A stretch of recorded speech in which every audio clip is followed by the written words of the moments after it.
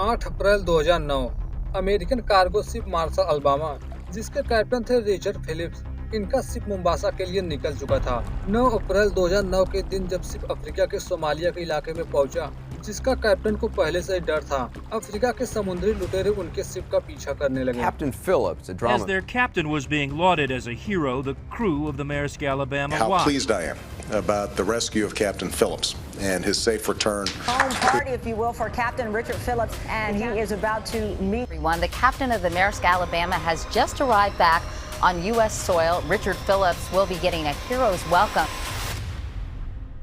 कहानी की शुरुआत 8 अप्रैल 2009 से हुई, जहां हम कैप्टन फिलिप को देखते हैं जो अपने काम पर जा रहे हैं। उनके जहाज पर सारा सामान लोड हो चुका था। वे जल्द ही मोम्बासा के लिए निकल पड़ते हैं। इधर कैप्टन शिप को लेकर निकल चुके थे, तो दूसरी तरफ अफ्रीका के सोमालिया बीच पर किसी बहुत बड़े गैंग के लीडर को आता हुआ देखते हैं, जो खतरनाक हथियारों के साथ है। इसके बारे में हम आगे जानेंगे। वे समुद्र के किनारे रहने वाले लोगों को एक जहाज लूटने को कहने लगे, क्योंकि यहाँ पर रहने वाले सभी लुटेरे थे जो लूटपाट के साथ मछलियाँ भी पकड़ते हैं। लेकिन पैसे की कमी के कारण यहाँ जितने भी लोग थे, सभी जाना चाहते हैं जहाज को लूटने के लिए, लेकिन ऐसा पॉसिबल नहीं था। उनका लीडर कुछ ही को जाने की परमिशन देता है, जहाँ पर 2 बोट थी और एक बहुत बड़ी जहाज। उन्हें सारी फैसिलिटी प्रोवाइड की गई थी, जिसकी हेल्प से समुद्र के हर जहाज का लोकेशन पता कर सकते हैं। तभी वे देखते हैं कि उन्हीं के पास में बहुत सारे जहाज हैं, मगर सभी आसपास ही थे, इसलिए उनमें से किसी को भी लूट पाना आसान नहीं था। तभी उन्हें एक जहाज दिखाई पड़ा जो उनसे काफी दूरी पर है, जो शिप मोम्बासा जा रहा था। ये लुटेरे उस जहाज की कम्युनिकेशन फ्रिक्वेंसी को ट्रैक कर लिए थे, इसलिए जहाज में हो रही हर बात को वे सुन पा रहे थे। दूसरी ओर कैप्टन फिलिप जहाज को लेकर समुद्र में आगे बढ़ रहे थे, मगर उन्हें पता था कि जिस रास्ते से वे जहाज को लेकर जा रहे हैं वो बहुत ही खतरनाक रास्ता है। वहाँ उन्हें समुद्री लुटेरे मिल सकते हैं, इसलिए तो पहले से ये अलर्ट हैं। इस बीच जब दूरबीन की मदद से समुद्र को देखे तो उन्हें कोई बड़ी तेजी के साथ उनकी तरफ आता हुआ दिखाई पड़ा। यही पता करने के लिए जब रेडियो का इस्तेमाल किया गया तो उन्हें यकीन हो चुका था कि कोई उनकी तरफ आ रहा है, इसलिए जहाज को लेफ्ट की तरफ कर लिए। उनके जहाज के लेफ्ट होते ही उनका पीछा कर रहे लुटेरे भी उनके पीछे आना शुरू कर दिए।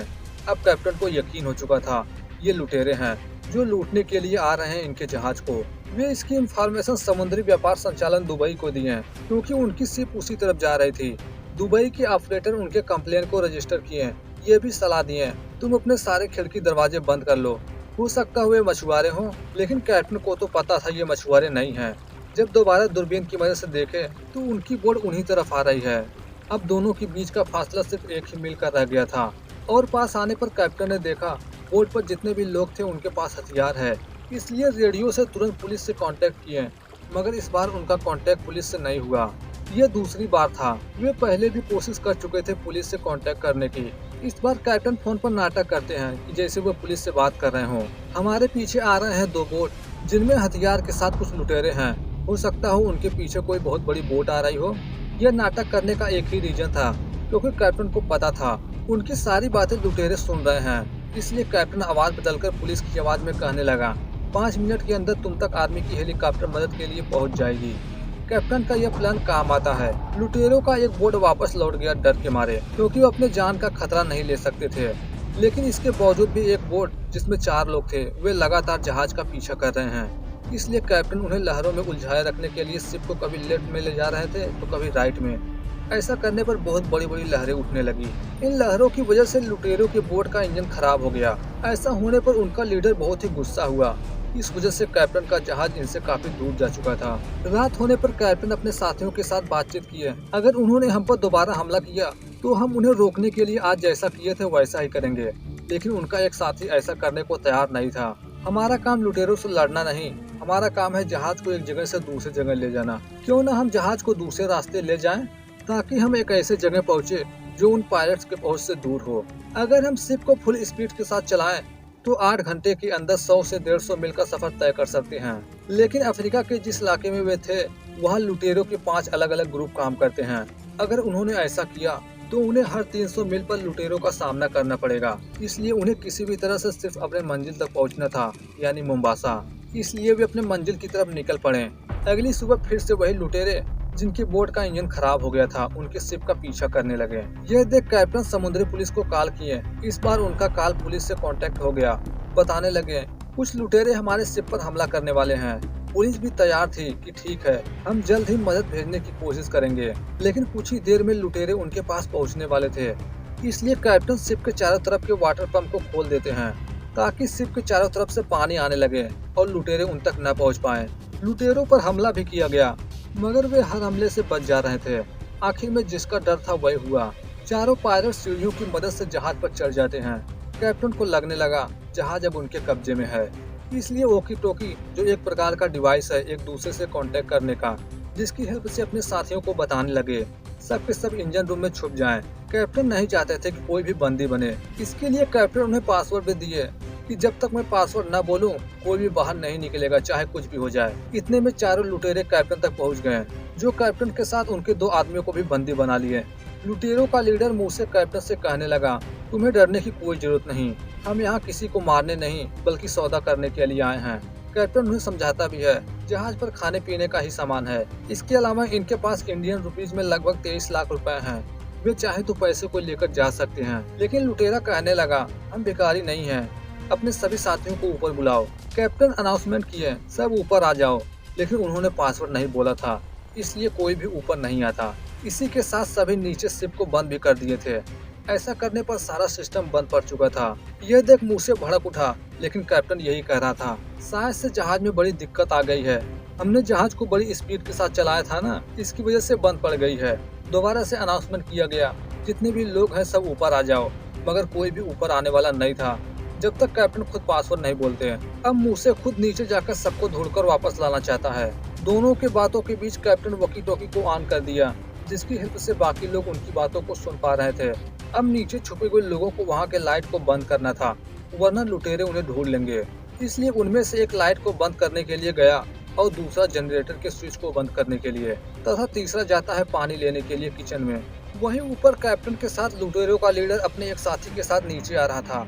कैप्टन जानबूझकर उसे उस जगह पर ले जा रहे थे जहाँ पर वे नहीं हैं। उसे ले जा रहे थे किचन की तरफ। तभी मूसे की नजर सामने के जहाज के मैप पर पड़ी, जिसे देखकर उसे पता चला यहाँ से इंजन रूम काफी करीब है। इसलिए वह पहले इंजन रूम में ही जाना चाहता है, क्योंकि सारी गड़बड़ी तो इंजन रूम से ही हुई थी।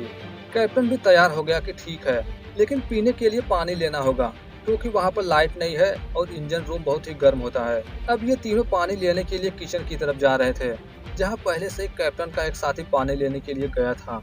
कैप्टन की नजर जैसे अपने साथी पर पड़ी, जहाँ एक लुटेरा उसी तरफ जा रहा था। कैप्टन उसे वहां जाने से मना कर दिए कि तुम्हारे पैर में चप्पल नहीं है, तुम्हें चोट लग सकती है। अब तीनों वहीं से पानी लेकर निकल गए। इस तरह कैप्टन अपने एक साथी को बचा लिए थे। इस बीच उसका साथी सुन लिया था उसका एक आदमी चप्पल नहीं पहना है। यह बात अपने बाकी टीम मेंबर तक भी पहुंचाया, जो इंजन रूम में छुपे हुए थे। अगर उन्हें उसे रोकना था तो उनके वहां पहुंचने से पहले ही जमीन पर कांच बिखेरना होगा। वे ऐसा ही किए। जब मूसे का एक आदमी पैर रखता है इंजन रूम में, वैसे उसके पैर में कांच के टुकड़े चुभ गए। उसके पैर से ब्लड निकलने लगा, मगर मूसे फिर भी इंजन रूम को चेक करना चाहता है। इतने में उनका एक साथी जो बाहर था बिजली के कनेक्शन को काट दिया, जिस कारण इंजन रूम में अंधेरा हो गया। लाइट कट होने पर मूसे कैप्टन पर गुस्सा होने लगा, ये सब तुम ही कर रहे हो। लेकिन कैप्टन का यही जवाब था, इसके बारे में मुझे कुछ नहीं पता। अब हमें ऊपर जाना चाहिए, अंधेरा भी बहुत है, हम किसी को नहीं ढूंढ पाएंगे। लेकिन मूसे किसी भी हालत में सबको ढूंढकर ही मानता है। लेकिन उसके साथी के पैर में चोट लगने से काफी दर्द हो रहा था, इसलिए कैप्टन के साथ अपने साथी को ऊपर भेज दिया। कैप्टन उसके जख्मी साथी के साथ ऊपर चले गए, लेकिन मूसे अभी भी वहीं पर था। सभी को ढूंढना शुरू कर दिया। कैप्टन के साथी इसी मौके का फायदा उठाकर मूसे को बंदी बना लिए। जब कैप्टन उसके जख्मी साथी के साथ ऊपर चढ़ रहे थे, तभी इंजन रूम से क्रू मेंबर वॉकी टॉकी के जरिए बताने लगे, तुम्हारा लीडर हमारे पास है। अगर चाहते हो कि वो जिंदा रहे तो तुम्हें कैप्टन और बाकी लोगों को छोड़ना होगा। कैप्टन भी यह खेल किसी तरह से खत्म करना चाहते थे। लुटेरों से एक सौदा किए, मैं तुम्हें एक लाइफ बोट दे सकता हूँ, जिसकी हेल्प से तुम यहाँ से सही सलामत जा सकते हो। चाहो तो यह 23 लाख भी ले जा सकते हो। मूसे भी कैप्टन के इस डील से मान गया, तो कैप्टन 23 लाख देने के साथ लाइफ बोट को भी चलाना सिखा देते हैं। मूसे को छोड़ दिया गया। वो लाइफ बोट के अंदर जा चुका था, लेकिन लुटेरे कैप्टन को बाहर नहीं जाने देते। कैप्टन पर हमला करके उसे बेहोश कर दिए और लाइफ बोट के साथ कैप्टन को भी लेकर समुद्र में उतर गए। यानी चारों लुटेरे कैप्टन को किडनैप कर चुके हैं। लेकिन बाकी क्रू मेंबर हार नहीं मानते, लुटेरों का पीछा करना शुरू कर दिए अपने हिस्से से। साथ ही साथ यह खबर यूएस नेवी तक भी पहुंचाएं और बहुत ही जल्द ड्रोन को भी वहां भेज दिया गया, जिसमें कैमरे लगे हुए थे। जो लगातार लाइव बोट पर नजर गड़ाए हैं, क्योंकि पायरेट्स बोट को लेकर सीधा सोमालिया जाने वाले थे, जहां सारे के सारे लुटेरे हैं। वहां पहुंचकर उस कंपनी जिस कंपनी के लिए कैप्टन फिलिप्स काम करते थे, उनसे पैसे की मांग करेंगे। उसी रात यूएस नेवी लुटेरों से कांटेक्ट की, जो उनके पास पहुंच चुकी थी। ये देख चारों लुटेरे बुरी तरह से घबरा गए। यूएस नेवी के कमांडर उन्हें सही सलामत छोड़ने को तैयार थे। वे सही सलामत यहाँ से जा सकते हैं, लेकिन उन्हें कैप्टन को छोड़ना होगा। इसके जवाब में मूसे बताने लगा, हम आतंकवादी नहीं, मछुआरे हैं। लेकिन ये कैप्टन को इतनी आसानी से छोड़ने वाले नहीं थे। कैप्टन के बदले $10 मिलियन की मांग की है, लगभग 80 करोड़। इतना पैसा देना आसान नहीं था। इस काम के लिए नेवी को टाइम चाहिए था, मगर तब तक के लिए नेवी उन्हें खाने पीने का सामान देना चाहती है। मूसे मान भी गया, क्योंकि उनके पास खाने पीने का सामान बहुत ही कम था। नेवी एक छोटे बोट के जरिए उनके पास आई। उन्हें खाना पीना देने से पहले कैप्टन को देखना चाहते हैं, कैप्टन सही सलामत है या नहीं। कैप्टन को बाहर लाया गया। नेवी के लोग कैप्टन से बातें भी किए हैं। इन्हीं बातों के बीच उन्हें पता चला कैप्टन सीट नंबर 15 पर बैठे हुए हैं, पर इसके आगे लुटेरे कैप्टन को नेवी से ज्यादा बातें नहीं करने दिए, इसलिए नेवी वाले खाने का सामान देकर वापस लौट गए। अब बहुत ही जल्द वे सोमालिया भी पहुंच जाएंगे। अगर ऐसा हुआ तो नेवी चाहकर भी कैप्टन को नहीं ढूंढ पाएगी। थोड़ी देर बाद कैप्टन उन लोगों से टॉयलेट जाने के लिए कहने लगे। टॉयलेट के लिए कैप्टन को बाहर लाया गया। बाहर वही लुटेरा बैठा था जिसके पैर में चोटें आई थी। कैप्टन धोखे से उसे पानी में धक्का देकर खुद पानी में कूद गए। तैरते हुए बढ़ने लगे यूएस नेवी के बड़े बड़े जहाज की तरफ। यूएस नेवी को भी पता चल चुका था पानी में 2 लोग कूद चुके हैं, लेकिन अंधेरा होने की वजह से ये पता नहीं चल पा रहा था आखिर पानी में कौन कूदा है। नेवी आगे एक्शन ले पाती, इतने में कैप्टन पकड़े जा चुके थे। एक बार फिर से कैप्टन को लाइव बोट के अंदर ले जाया गया। तभी नेवी का हेलीकॉप्टर भी वहां पहुंच चुका था, जो उनकी बोट को चारों तरफ से घेर लिया है। नेवी का कमांडर अनाउंसमेंट किया, हम तुम्हें सोमालिया जाने नहीं देंगे। अगर तुम कैप्टन फिलिप को छोड़ देते हो तो हम तुम्हें यहाँ से जाने देंगे। लुटेरों को पता है ऐसा कुछ भी होने वाला नहीं है, इसलिए कैप्टन को गन पॉइंट पर लेकर बताने लगे, कोई भी चालाकी करने की कोशिश की तो इस कैप्टन को गोली मार दूंगा। तभी लुटेरों को बताया गया, तुम्हारे बॉस से हमने बातें कर ली है। इसी के साथ वे चारों का नाम और आईडी भी बताते हैं। हम तुमसे सौदा करने के लिए तैयार हैं, इसके लिए तुम में से किसी एक को आना होगा। मूसे उन लोगों के पास जाने को तैयार हो गया। यूएस नेवी के 2 बोट उन्हें लेने के लिए उनके पास पहुंचे। पहले बोट की मदद से मूसे को ले लिया गया। दूसरा बोट, जिसके बारे में लुटेरों को खबर भी नहीं थी, वे उसी की मदद से लाइव बोट पर एक डिवाइस लगा दिए, जिसकी हेल्प से बोट में हो रही हर बात को वे सुन पाएंगे। इसी के साथ बोट को रस्सियों से बांध दिए। इस तरह बोट उनके कंट्रोल में रहेगा। मूसे को अंदर ले जाने के बाद बोट के चारों तरफ लाइट जला दी गई, ताकि वे आगे कुछ भी न देख पाएं। इसी मौके पर यूएस नेवी के 3 लोग पायलट्स को निशाने पर लेने की कोशिश करने लगे, पर सब के सब निशाने पर आ ही नहीं रहे थे। इसी के साथ लाइव बोट को भी अपनी तरफ खींचने लगे। अब तो कैप्टन फिलिप्स को लगने लगा कि वे नहीं बचेंगे। टेंशन बहुत ज्यादा बढ़ चुका था, इसलिए अपने परिवार को खत लिखने लगे। लेटर को लिखता देख एक लुटेरा उनसे हाथापाई करने लगा। इसी हाथापाई में एक लुटेरा कैप्टन को रस्सियों से बांधकर आंखों पर पट्टी लगा दिया। लुटेरे भी समझ चुके थे इनके साथ खेल खेला जा रहा है। इन तीनों में से जो सबसे बड़ा और खतरनाक लुटेरा था, वह तय किया हम इसे मार देंगे। लेकिन 2 लुटेरे ऐसा करने को तैयार नहीं थे।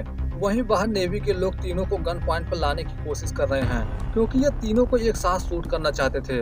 वो मौका भी आ चुका था। थोड़ी देर बाद तीनों स्नाइपर के पॉइंट पर थे। इसी मौके का फायदा उठाकर तीनों को शूट कर दिया गया एक साथ। अब कैप्टन फिलिप्स को रेस्क्यू कर लिया गया था। कैप्टन की जान बच गई थी। मौत के मुंह से बचने के बाद कैप्टन फिलिप्स से एक इंटरव्यू में पूछा गया तो उन्होंने बताया उन पायलट्स की उम्र लगभग 15 से 18 वर्ष के बीच थी, लेकिन जिस मूसे नाम के लुटेरे को पकड़ लिया गया था उसे 33 साल की सजा सुनाई गई। वह 2009 से आज भी जेल में है। इस इंसिडेंट के 1 साल बाद 2010 से कैप्टन फिलिप दोबारा अपने बोर्ड पर वापस आ गए। तो यह थी कहानी कैप्टन फिलिप की। फिलहाल मिलते हैं एक और नए कहानी के साथ। Thanks for watching this video.